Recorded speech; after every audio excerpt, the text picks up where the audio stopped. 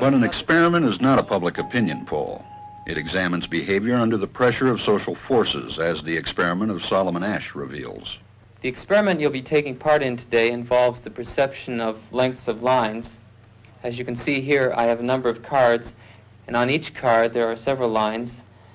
Your task is a very simple one. You're to look at the line on the left and determine which of the three lines on the right is equal to it in length.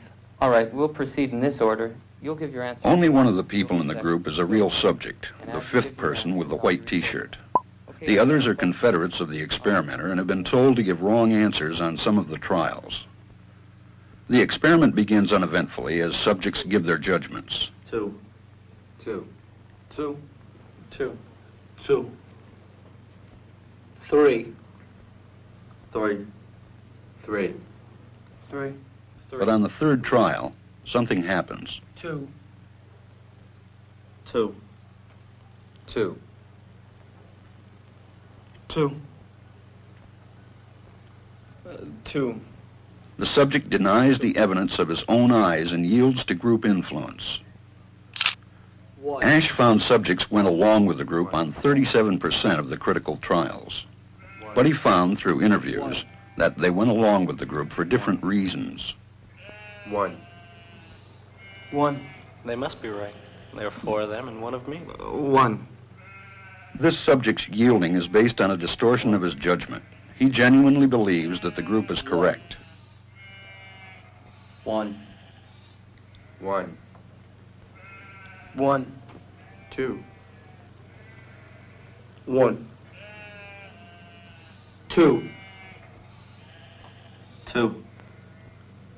2. I know they're wrong, but why should I make waves? 2.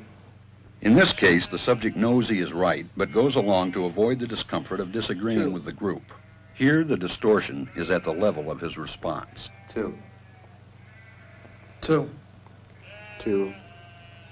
2. In the previous experiment, the naive subject stood alone against the group. In this variation, Asch gave the naive subject a partner, here seated in the third position, who also gives the correct response. 1. 1. 2. 1. 2. With a partner, yielding drops to only 5% of the critical trials compared to 37% without a partner. Although subjects report warmth and good feeling toward the partner, they typically deny that he played a role in their own independence. The partnership variation shows that much of the power of the group came not merely from its numbers, but from the unanimity of its opposition. When that unanimity is punctured, the group's power is greatly reduced. Sometimes we go along with the group because what they say convinces us they are right. This is called informational conformity. But sometimes we conform because we are apprehensive that the group will disapprove if we are deviant. This is called normative conformity. The strength of the normative factor is shown in another variation carried out by Asch. In this variation, the subject is told that because he had arrived late, he would have to write his answers. Subjects in this private response experiment are exposed to the same amount of misleading information as other subjects, but they are immune from any possible criticism by the group. 1. 1. 1. And this enormously reduces the pressure to conform. Conformity drops by 2/3. Asch's experiment is a classic.